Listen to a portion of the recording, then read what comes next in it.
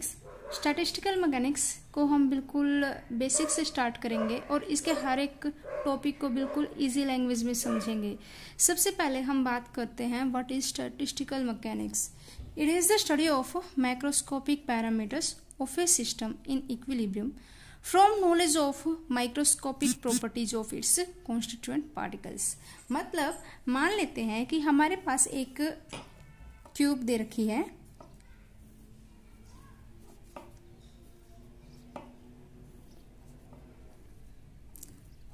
Okay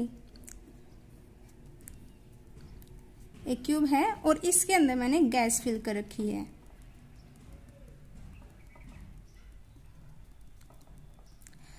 अब हम क्या कर रहे हैं कि जो गैस के हर एक पार्टिकल को हम स्टडी कर रहे हैं।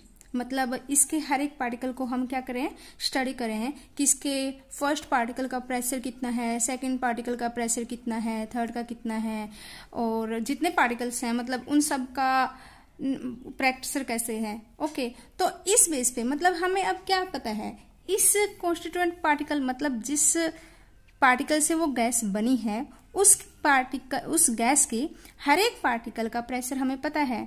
तो क्या मैं इस पूरी गैस का प्रेशर निकाल सकती हूँ। तो टोटल प्रेशर किसके बराबर आ जाएगा, total pressure is equal to P1 plus P2 plus and so on. Okay, ऐसे ही हम क्या करेंगे कि सपोज कर लेते हैं कि हर एक पार्टिकल की वॉल्यूम निकालते हैं। मान लेते हैं फर्स्ट पार्टिकल की वॉल्यूम V1 है, सेकेंड पार्टिकल की वॉल्यूम V2 है, थर्ड पार्टिकल की वॉल्यूम V3 है। तो क्या मैं इस गैस के द्वारा कितनी वॉल्यूम कवर की जा रही है वो निकाल सकती हूँ। तो टोटल वॉल्यूम जो हमारी गैस ने कवर की है, हम क्यूब की वॉल्यूम की बात नहीं कर रहे, हम बात कर रहे हैं कि गैस के पार्टिकल्स की वॉल्यूम कितनी है। तो वो किसके बराबर आ जाएगी, V1 plus V2 plus V3। ऐसे ही अगर हम एनर्जी की बात करें, सपोज कर लिया कि फर्स्ट पार्टिकल की एनर्जी E1 है, सेकंड पार्टिकल की एनर्जी E2 है एंड सो ऑन, जितने पार्टिकल हैं उन सब की एनर्जी हम लोगों ने कैलकुलेट कर ली। तो क्या मैं बता सकती हूँ कि हमारे सिस्टम की टोटल एनर्जी कितनी है या फिर हमारी गैस की टोटल एनर्जी कितनी है, वो किसके बराबर आ जाएगी, is equal to E1 plus E2 plus E3 एंड सो ऑन, है ना। तो हम बोल सकते हैं कि यहाँ पे हम क्या कर रहे हैं कि किसी भी सिस्टम के कॉन्स्टिट्यूएंट पार्टिकल्स का नेचर डिस्कस करें। मतलब इसके जो पार्टिकल हैं उनके प्रॉपर्टीज को हम क्या करें, स्टडी कर रहे हैं और प्रॉपर्टीज को यूज करके हम हमारा सिस्टम का बिहेवियर चेक कर रहे हैं। ओके, तो स्टैटिस्टिकल मैकेनिक्स क्या है, it is the study of macroscopic parameters of A system in equilibrium from knowledge of microscopic property of its constituent particle. मतलब जब हम किसी सिस्टम के कॉन्स्टिट्यूएंट पार्टिकल की प्रॉपर्टीज के द्वारा उस पूरे सिस्टम का बिहेवियर बताते हैं, तो वो क्या है, हमारी स्टैटिस्टिकल मैकेनिक्स। उस स्टडी को ही क्या बोलते हैं हम, स्टैटिस्टिकल मैकेनिक्स। ओके, अब हमारे पास मेन दिक्कत जो आती है ये होती है कि जो कॉन्स्टिट्यूएंट पार्टिकल्स होते हैं वो क्या है, एटॉमिक लेवल के होते हैं। उनको हम क्या है क्लियरली नहीं देख पाते, यानी उनको हम क्लियरली ऑब्जर्व नहीं कर पाते। तो यहाँ पे हम बात करेंगे प्रोबेबिलिटीज की। ओके, तो हमारी जो स्टैटिस्टिकल मैकेनिक्स है वो प्रोबेबिलिटी के ऊपर बेस्ड है, क्योंकि हम इंडिविजुअल पार्टिकल को डिस्कस नहीं कर सकते। ओके, तो वहाँ पे कुछ ना कुछ प्रोबेबिलिटी रहती है। तो हमारी जितनी भी हम स्टैटिस्टिकल मैकेनिक्स के अंदर टर्म पढ़ेंगे वो उसमें हम प्रोबेबिलिटी जरूर निकालेंगे। ओके, अब हमारी डेफिनेशन में एक टर्म आई है मैक्रोस्कोपिक पैरामीटर्स। ओके, इसके लिए सबसे पहले हमें पढ़ना होगा मैक्रोस्कोपिक सिस्टम क्या होते हैं। ओके, हमारे पास दो टाइप के सिस्टम होते हैं, एक होता है मैक्रोस्कोपिक सिस्टम और एक होता है माइक्रोस्कोपिक सिस्टम।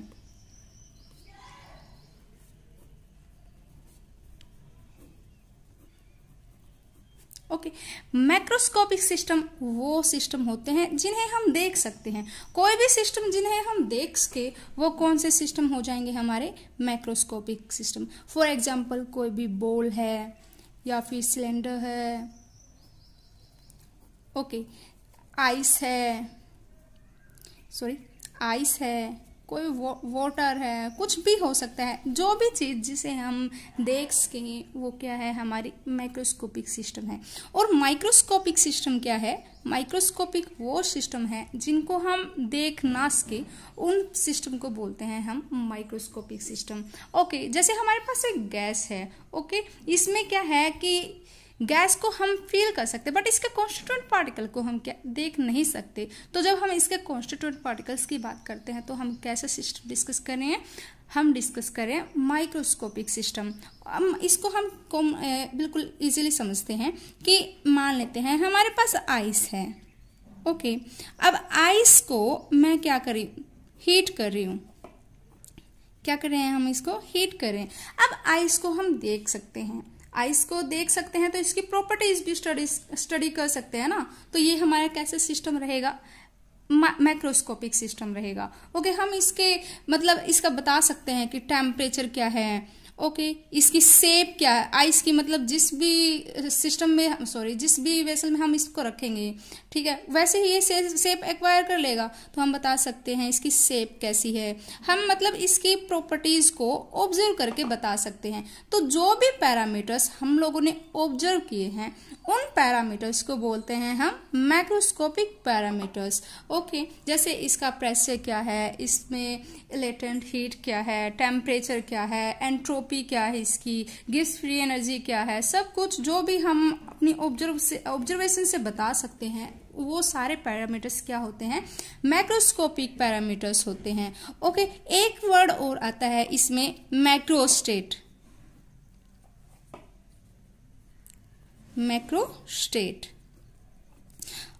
अब मैक्रोस्टेट क्या होती है, वो state, the state that represent the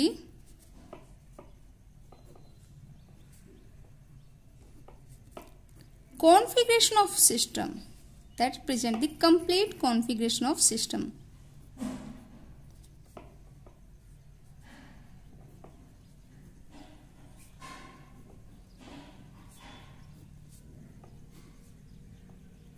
और सिस्टम भी कैसा हमारा, मैक्रोस्कोपिक सिस्टम।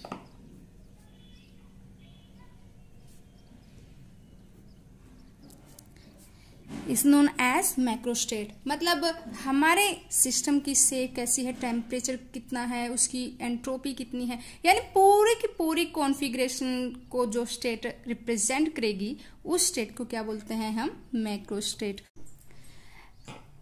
अब हम बात करते हैं माइक्रोस्कोपिक सिस्टम की। जैसे मैंने आइस ली थी, अब क्या किया मैंने, इसका टेम्परेचर इंक्रीज कर दिया। ओके, टेम्परेचर इंक्रीज करते जा रहे हैं तो क्या होगा कि आइस किस में कन्वर्ट हो जाएगी, लिक्विड के अंदर कन्वर्ट हो जाएगी, यानी वाटर के अंदर कन्वर्ट हो जाएगी, और कुछ टाइम के बाद ये क्या है, वेपर के अंदर कन्वर्ट हो जाएगी। ओके, अब देखो ये वेसल जो ले रखा है मैंने, यानी जो भी बिकर है जिसमें मैंने आइस ली थी वो ओपन है या फिर इसको लगा ले एक मतलब फ्रिक्शनलेस पिस्टन है इसके ऊपर।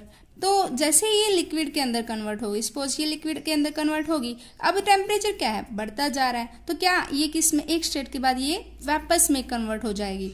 वेपर्स में कन्वर्ट हो जाएगी तो अगर मैं इसका प्रेशर बहुत ही कम कर दूं, बहुत ही कम है, तो हमारे वेपर्स को देखना हमारे लिए बिल्कुल ही मुश्किल हो जाएगा। वो हमारे लिए क्या हो जाएंगे, इनविजिबल हो जाएंगे, हम उनको देख नहीं पाएंगे कि हमारे वाटर मॉलिक्यूल्स या जो वेपर फॉर्म में कन्वर्ट हो चुके हैं वो कहाँ कहाँ हैं। अब हम बात यहाँ पे हमारी जो विजिबल शेप थी वो किस में कन्वर्ट होगी, इनविजिबल शेप में होगी, यानी वो उसके कॉन्स्टिट्यूएंट पार्टिकल में टूट गई है।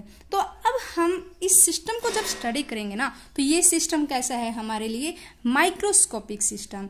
यानी जब हम किसी सिस्टम के इंडिविजुअल पार्टिकल्स को स्टडी करते हैं तो उस इंडिविजुअल स्टेट के सिस्टम को हम माइक्रोस्कोपिक सिस्टम बोलते हैं। यानी जब हम किसी सिस्टम को एटॉमिक लेवल पे स्टडी करते हैं तो उस एटॉमिक लेवल सिस्टम को ही माइक्रोस्कोपिक सिस्टम बोलते हैं। ओके, अब यहाँ पे हम पढ़ेंगे कि इंडिविजुअल पार्टिकल जब हमारा आ गया है तो इस पार्टिकल की शेप कैसी है, इस पार्टिकल का प्रेशर कितना है, इस पार्टिकल की वॉल्यूम कितनी है, इस सिंगल पार्टिकल ने कितनी एनर्जी एक्वायर की है, मतलब ये कुछ पैरामीटर्स हैं जिसको हम स्टडी कर रहे हैं। तो इन पैरामीटर्स को बोलते हैं माइक्रोस्कोपिक पैरामीटर्स। ओके, और अब हमारे पास जैसे मुझे पता चल गया कि हमारे एक सिंगल पार्टिकल की एनर्जी इतनी है, वॉल्यूम सपोज V1 है, टेम्परेचर सिंगल पार्टिकल का T1 है। ओके, ये सारी क्या है, हमें इसके पैरामीटर्स पता चल गए, यानी ये सारे पैरामीटर मिलके एक इसकी एक कंप्लीट स्टेट को रिप्रेजेंट कर रहे हैं ना,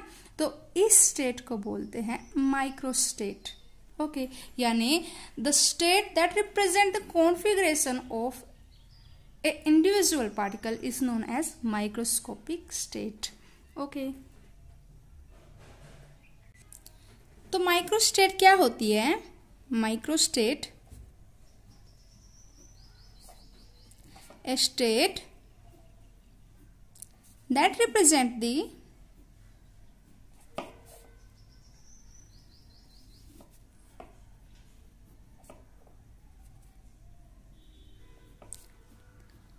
complete configuration of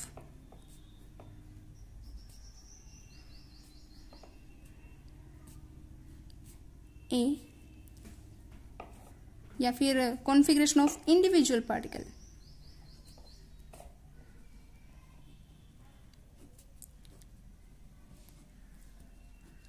of A system.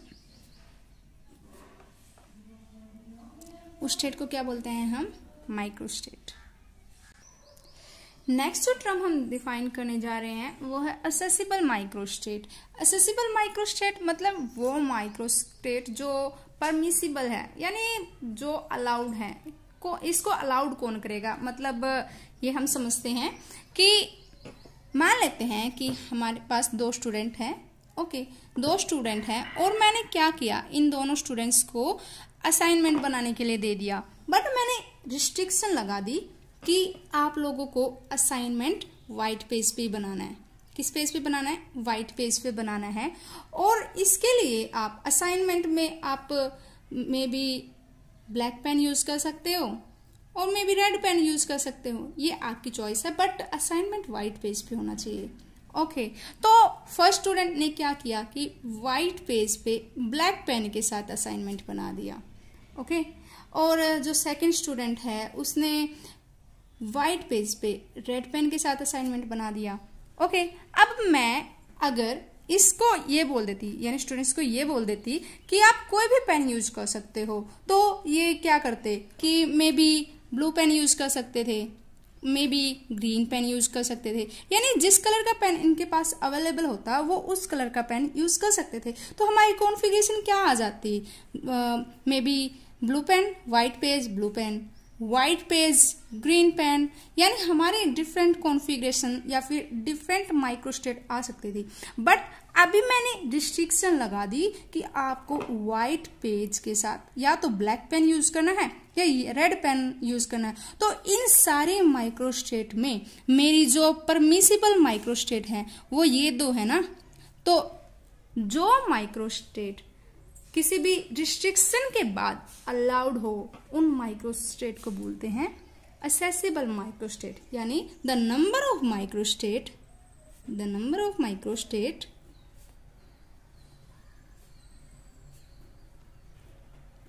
are allowed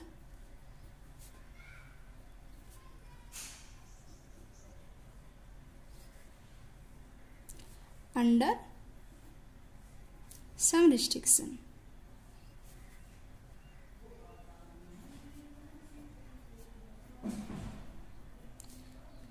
are called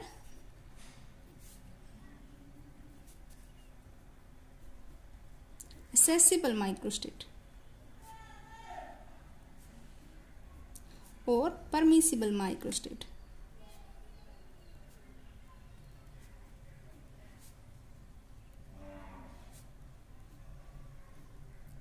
Okay. I hope आप लोगों को ये सारी डेफिनेशन क्लियर हो गई होंगी, क्योंकि जितनी भी स्टैटिस्टिकल मैकेनिक्स CSIR नेट और गेट में पूछी जाती है उन सब में हम लोगों को या तो माइक्रोस्टेट बतानी होती है या फिर मैक्रोस्टेट बतानी होती है, कई बार प्रोबेबिलिटी बतानी होती है, और या फिर आगे की कुछ प्रॉपर्टीज जो इन सब पे बेस्ड होती है वो हम लोगों को बतानी होती है। इसलिए आप लोगों को ये डेफिनेशन अच्छे से क्लियर हो जानी चाहिए। ओके, नेक्स्ट वीडियो में हम बात करेंगे फेज स्पेस के बारे में, फेज सेल के बारे में।